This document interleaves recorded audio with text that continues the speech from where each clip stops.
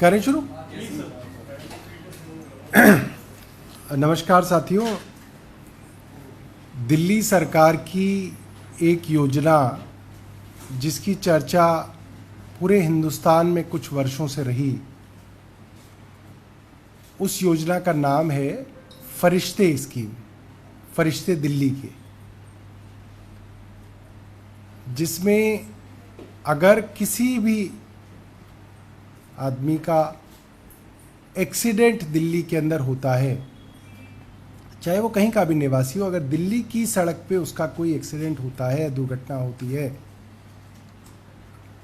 तो उसको किसी भी नज़दीकी प्राइवेट या सरकारी अस्पताल में ले जाया जा सकता है और उसका जो भी इलाज है उसका सारा खर्चा दिल्ली सरकार देती है। ये एक बहुत बड़ी स्कीम थी जिसकी सराहना सब जगह की गई, मगर आपको ये जान के हैरानी होगी कि करीब पिछले 1 साल से ये स्कीम ठप पड़ी है। स्कीम को कार्यान्वित करने का तरीका ये रहता है कि जब भी कोई दुर्घटना होती है, दिल्ली सरकार की ये स्कीम है कि कोई भी आदमी ये पुण्य का काम करे कि उसको मरीज को उठा के नज़दीकी प्राइवेट अस्पताल में भर्ती करा दे। और जो आदमी ऐसे मरीज को अस्पताल तक ले जाता है उसको कहा जाता है दिल्ली के फरिश्ते, और उसको 2000 रुपये की एक सम्मान राशि भी दी जाती है। और प्राइवेट अस्पतालों को कहा जाता है कि आप इनका पूरा इलाज कीजिए, इस इलाज पे जितना भी खर्चा आएगा वो पैसा एक सरकारी रेट पे दिल्ली सरकार प्राइवेट अस्पताल को देगी। हालांकि जो सरकारी रेट हैं वो प्राइवेट अस्पतालों के रेट से कम होते हैं, मगर उसके बावजूद भी प्राइवेट अस्पताल इसके अंदर बढ़ चढ़ के हिस्सा ले रहे थे। और जब ये स्कीम 15 जनवरी 2018 में लॉन्च की गई, उसके बाद से करीब 23,000 लोगों का इलाज, या कह सकते हैं कि उनकी जान माल की, उनकी जान की, उनकी शरीर की रक्षा जो है इस स्कीम के अंदर हुई। मगर एक षड्यंत्र के तहत, एक तय स्कीम के तहत इस पूरी की पूरी फरिश्ते योजना को ठप करने का काम पिछले 1.5 साल से किया जा रहा है। अब मैं सिलसिलेवार ढंग से बताता हूं क्या किया जा रहा है। प्राइवेट अस्पताल के अंदर किसी गरीब आदमी का इलाज होगा, किसी दुर्घटनाग्रस्त आदमी का इलाज होगा, प्राइवेट अस्पताल उसका इलाज कर देगा, उसकी जान बचा लेगा। चाहे न्यूरो सर्जरी हो या कोई और बड़ी सर्जरी हो, उनका इलाज किया जाएगा। और प्राइवेट अस्पताल सोचेगा कि इसका पैसा दिल्ली सरकार से मिल जाएगा। मगर एक तय स्कीम के तहत, एक तय योजना के तहत उन प्राइवेट अस्पतालों का पैसा 1 साल से ज़्यादा से पेमेंट नहीं किया गया, और कुछ अस्पतालों का तो जुलाई 2022 से पेमेंट रुका हुआ है। मैं उसके विषय में आपको 2-3 चीज़ें बताऊं। जब ये फरिश्ते स्कीम का जिक्र होता है तो कई कहानियां आपको सोशल मीडिया पे और मीडिया पे इसके विषय में मिलती है। जैसे एक कहानी अक्सर आती है विकास साहनी और उनकी पत्नी सोनिया साहनी की। विजयनगर के रहने वाले थे, लोकल बाजार में जा रहे थे, 2 व्हीलर पे जा रहे थे, एक्सीडेंट हुआ, गिर गए, अपने ही 2 व्हीलर के वजन के नीचे दब गए। एक फरिश्ते दिल्ली के जिनका नाम अतुल कोहली है, मॉडल टाउन जा रहे थे। उन्होंने अपनी कार रोकी, आसपास वालों को कहा कि चलिए इनकी मदद करते हैं। इनकी मदद करते हुए वो इस दंपत्ति को एक छोटे से अस्पताल पेंटामेड हॉस्पिटल डेरावाल नगर ले गए। डेरावाल नगर में सोनिया साहनी का इलाज हुआ, उनको होश आ गया। पति की हालत गंभीर थी, सीरियस इंजरीज थी, इसलिए कहा गया कि उनको एक टर्शरी हॉस्पिटल के अंदर शिफ्ट करना पड़ेगा। सरकारी खर्चे पे उनको Fortis super speciality hospital Shalimar Bagh में दाखिल कराया गया। वहाँ उनकी बड़ी बड़ी सर्जरीज हुई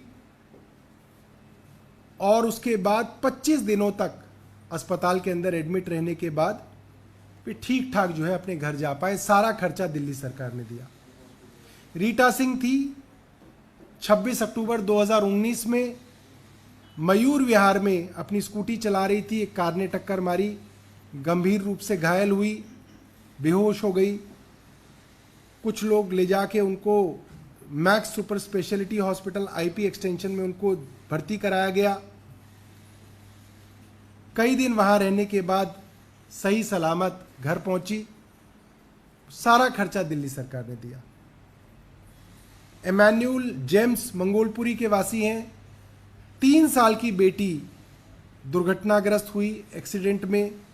किसी ने बताया कि उनकी बेटी अस्पताल के स्ट्रेचर पे पड़ी हुई हैं।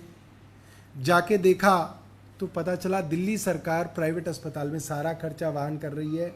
15 दिन बेटी अस्पताल में रही, जिंदा घर आई। उन्होंने बहुत धन्यवाद किया। रोहित बंसल हैं पटेल नगर से। इनके पिताजी इसी तरीके से दुर्घटनाग्रस्त हुए। सुबह सुबह मॉर्निंग वॉक पे गए थे, पता चला, किसी ने बताया आपके पिताजी वहाँ एडमिट हैं।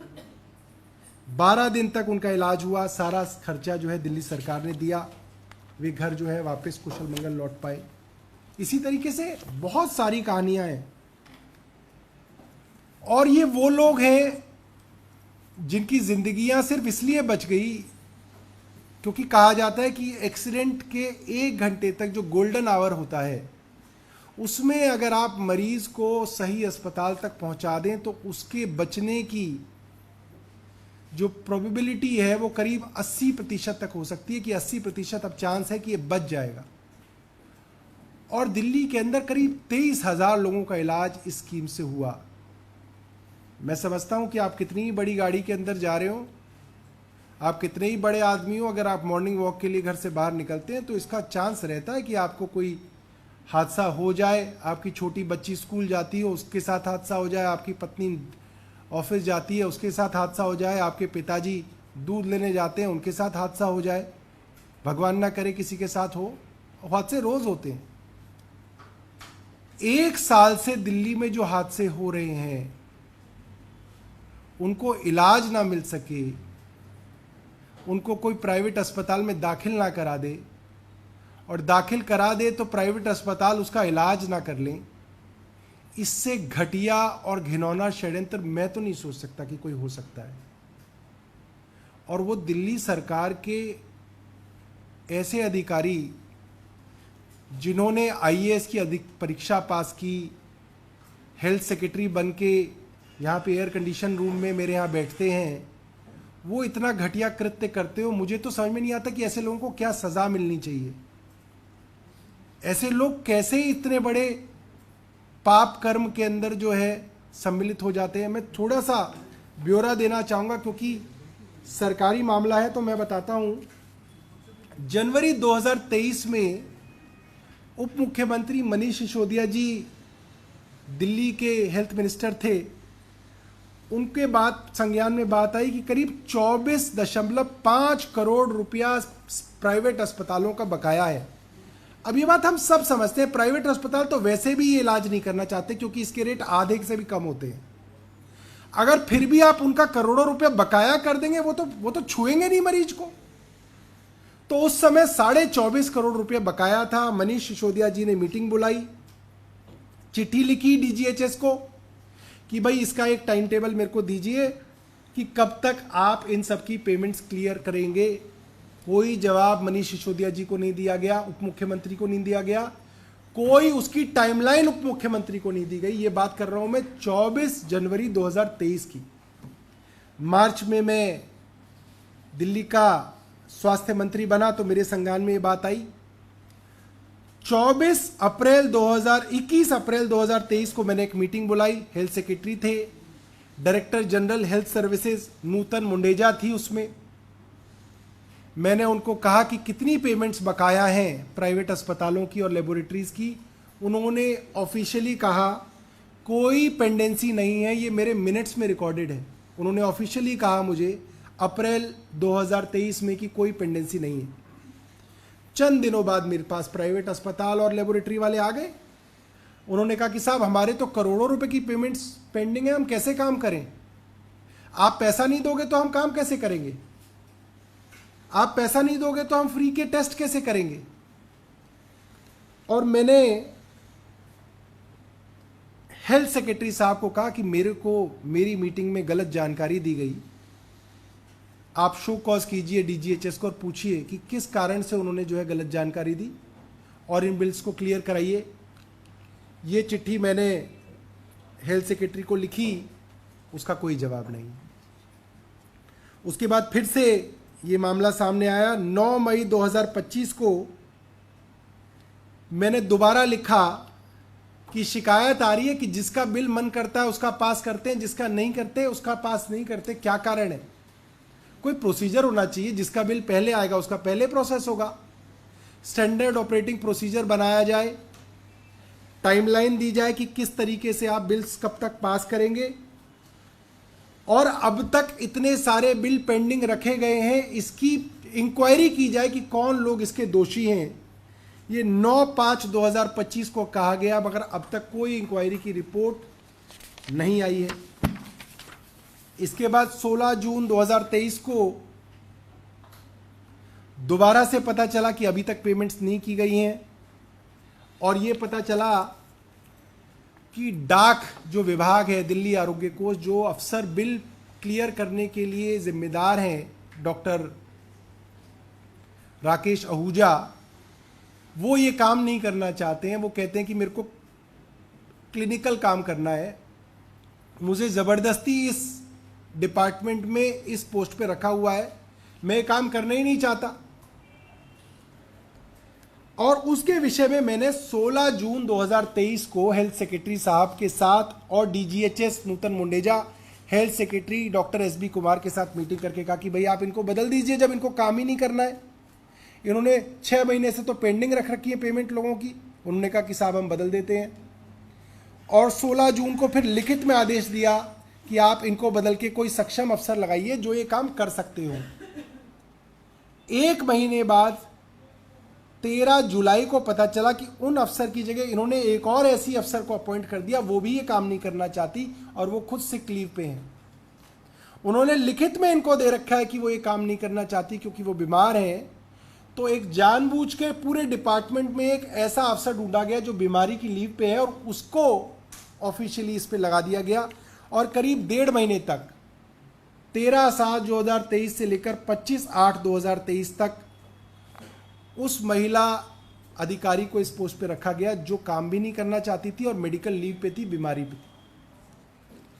उसके बाद फिर जो है डिपार्टमेंट को चिट्ठी लिखी 22/9/2023 को और कहा गया कि भाई आप इस तरीके से तो पूरे डिपार्टमेंट को बर्बाद कर देंगे, आप एक सक्षम अधिकारी लगाइए। आज तक की तारीख में कोई सक्षम अधिकारी नहीं लगाया गया है। मुझे बताया गया है कि आज भी करोड़ों रुपए के बिल्स पेंडिंग हैं और क्योंकि करोड़ों रुपए के बिल्स पेंडिंग हैं इसलिए प्राइवेट अस्पतालों ने फरिश्ते स्कीम के तहत आने वाले एक्सीडेंट के जो विक्टिम्स होते हैं उनका इलाज करना बंद कर दिया। मैं समझता हूं कि जो आईएएस अधिकारी जिनका नाम मैंने दिया, डॉक्टर एसबी दीपक कुमार और एक दूसरी महिला डॉक्टर नूतन मुंडेजा, मैं नहीं समझता कि इसके लिए कितनी बड़ी सज़ा मिलनी चाहिए। पता नहीं कितने लोग ऐसे होंगे जिन्होंने अपने परिवारों के सदस्य खो दिए होंगे। अक्सर एक्सीडेंट के अंदर मैं आपको बताऊं, जो मोटर बाइक सवार होता है वो आदमी होता है जो अपने पूरे परिवार के लिए, अपने बूढ़े माँ बाप के लिए और अपने बीवी बच्चों के लिए रोटी कमाने का इकलौता साधन होता है। और वो लोग अक्सर जो है बाइक और स्कूटर के ऊपर जो है हादसे के शिकार होते हैं और खून बहने से मर जाते हैं। पता नहीं कितने लोग ऐसे मर गए होंगे, कितनी विधवाओं की बद्दुआएं इन लोगों को लगी होंगी, कितने बच्चे यतीम हुए होंगे इनकी वजह से। और इनको इसमें क्या सुख की प्राप्ति हो रही है कि किसी गरीब का इलाज ना हो पाए, अरविंद केजरीवाल की बदनामी हो जाए किसी तरीके से, इसलिए बिल रोक लो। बिल रोक लोगे तो स्कीम रुक जाएगी, स्कीम रुक जाएगी तो इलाज रुक जाएंगे, इलाज रुक जाएंगे तो अरविंद केजरीवाल की बदनामी होनी शुरू हो जाएगी। इस उद्देश्य से काम करने वाले अफसरों के साथ मैं तो व्यक्तिगत तौर पे चाहूंगा कि बहुत बड़ी सजा मिले। ये तो बहुत ही घटिया कृत्य है, मगर क्योंकि अफसरशाही की अपनी सीमाएं हैं तो मैंने ये चिट्ठी जो है अरविंद केजरीवाल जी को, मुख्यमंत्री जी को लिखी है और कहा है कि इन दोनों अफसरों को तुरंत जो है बर्खास्त किया जाए, इनको सस्पेंड किया जाए। आमतौर पे तो इसके लिए बहुत बड़ी सजाएं होनी चाहिए, मगर मैंने ये चिट्ठी मुख्यमंत्री जी को लिखी है और मैं आशा करता हूं कि मुख्यमंत्री जी इसको जो है संबंधित प्लेटफॉर्म के ऊपर रखेंगे, उठाएंगे और इसके अंदर जो है सख्त से सख्त जो है सजा इनको जो है अफसरों को दी जाए।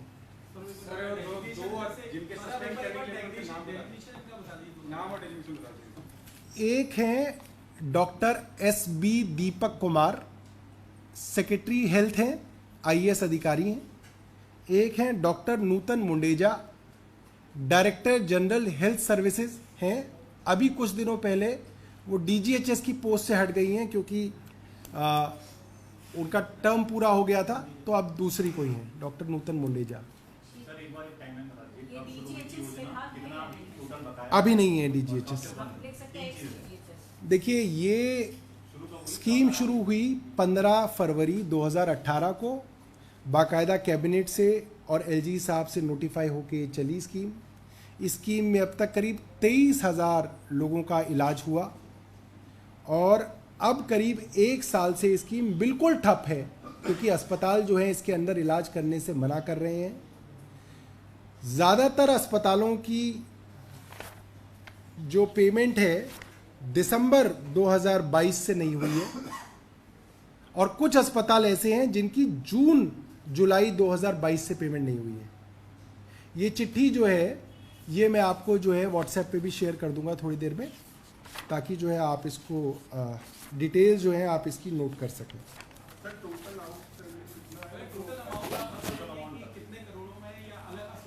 मुझे लगता है कि अलग अलग अस्पतालों का अमाउंट क्या है कि अलग अलग स्कीमें में होता है। देखिए, 2-3 तरीके के पैसे होते हैं जो प्राइवेट अस्पतालों और लेबोरेटरीज को दिल्ली सरकार देती है। पहला, मोहल्ला क्लिनिकों के अंदर जो भी टेस्ट्स के लिए हम भेजते हैं वो प्राइवेट लैब्स को पैसा जाता है। बहुत सारे वो होते हैं जो हम सर्जरीज के लिए प्राइवेट अस्पतालों को पेशेंट रेफर करते हैं, उनका पैसा डाक की स्कीम के अंदर इनको जाता है। फरिश्ते का पैसा भी उसी डाक स्कीम के अंदर जाता है। अभी मुझे बताया गया कि करीब 7.5 करोड़ रुपया फिलहाल पेंडिंग है, मगर डाक का पैसा जो है ओवरऑल स्कीम का वो मुझे लग रहा है 40 करोड़ के आसपास होगा। ओवरऑल स्कीम का पैसा जो है, तो वो बात एक ही होती है, अगर आप दूसरी स्कीम का पैसा भी अगर आप प्राइवेट अस्पताल का रोक लोगे तो भी धीरे धीरे जो है ये सारे के सारे काम जो है वो लोग बंद कर देते हैं। सर, ये जो दोनों अफसर हैं इन्होंने ये बड़ी अच्छी बात है कि दोनों डॉक्टर भी हैं। इन्होंने जो सारा ये किया पेमेंट रोकने का काम, इसके लिए इन्होंने कोई आधार बताया कि वो क्यों, जब स्कीम एक चल रही है पहले से, इतने सारे लोगों का इलाज हुआ है, तो क्या कोई कहीं पे इन्होंने ये आधार बताया या किसी को लिखा डिपार्टमेंट को कि आप पेमेंट मत कीजिए? इसके लिए कई बार डिस्कशन हुआ, इसका कारण कभी नहीं बताया गया कि क्यों नहीं हो रहा। इसीलिए मैंने कहा कि इसकी इंक्वायरी करके आप दोषी अफसरों का नाम बताइए कि क्यों पेमेंट्स के अंदर डिले हो रही है। फिर जब हमने पता किया तो हमें बताया गया कि एक डॉक्टर राकेश आहूजा हैं जो ये काम करना नहीं चाहते मगर उनको दिया हुआ है। तो जाहिर सी बात है कि कोई आदमी को आपने वो काम कर दे दिया जिसको वो करना नहीं है और उसको ज़बरदस्ती आपने रखा हुआ है उस पोजीशन पे, और जब मंत्री ने कहा कि आप इनकी जगह दूसरे को लगाइए तो आप ऐसा ढूंढ के लाए कोई आदमी जो बीमार है, वो महिला, और उन्होंने भी पहले दिन से लिख के दे रखा है कि मुझे ये काम नहीं करना है, तो आपने उसके ऊपर जो है कई महीने जो है बिता दिए। तो कुल मिला के एक षड्यंत्र है जिसके तहत जो है स्कीम को रोकना जो है मकसद है।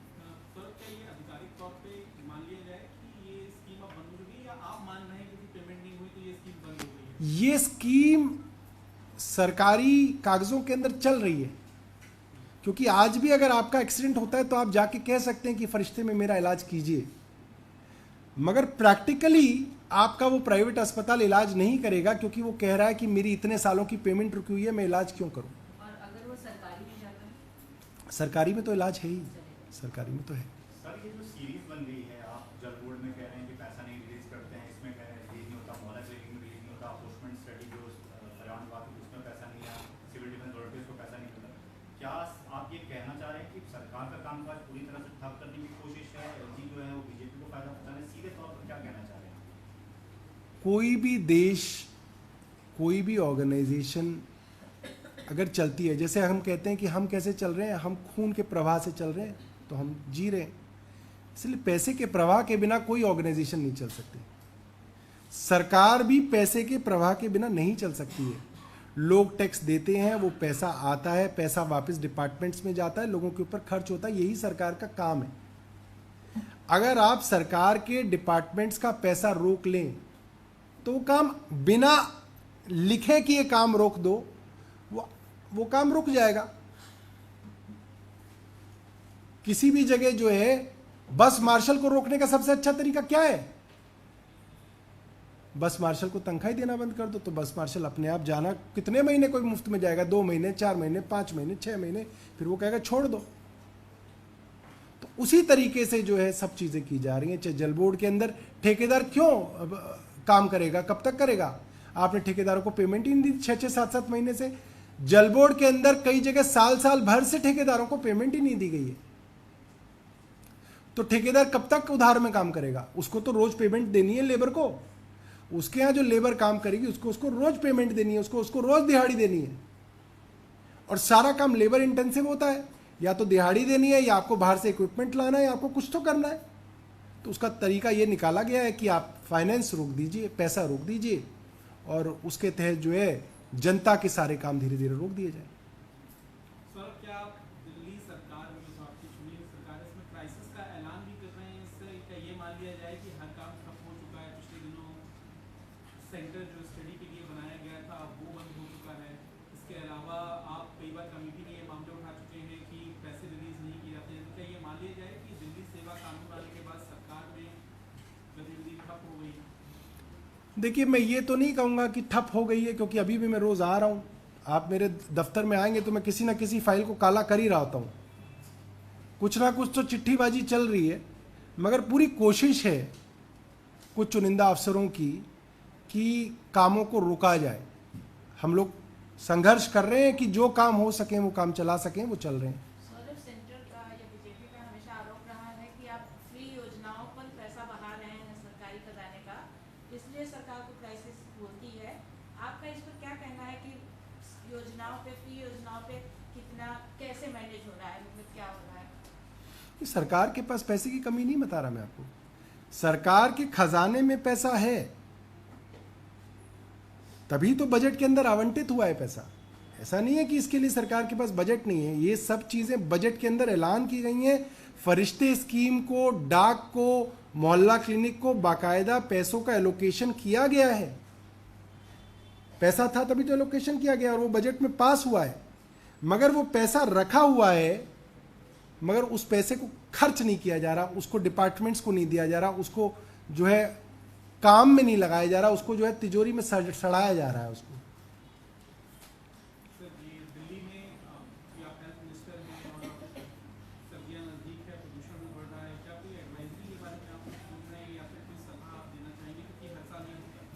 मैंने कुछ जो हमारे पल्मोलॉजिस्ट्स हैं उनको मैंने बोला है कि वो पूरी सिचुएशन को स्टडी करें और कुछ एडवाइजरीज दें अस्पतालों को, प्राइमरी हेल्थ सेंटर्स को और मोहल्ला क्लिनिक्स को खास तौर पे, ताकि श्वास की अगर कोई बीमारियां सामने आती हैं तो उनको रिलेवेंट हॉस्पिटल्स के अंदर वो लोग रेफ़र करें और उनका जो है जो भी इलाज की ज़रूरत हो वो इलाज हो, और इससे संबंधित दवाइयाँ जो हैं वो हमारी स्वास्थ्य जितने भी हमारे केंद्र हैं वहाँ पे उपलब्ध रहें।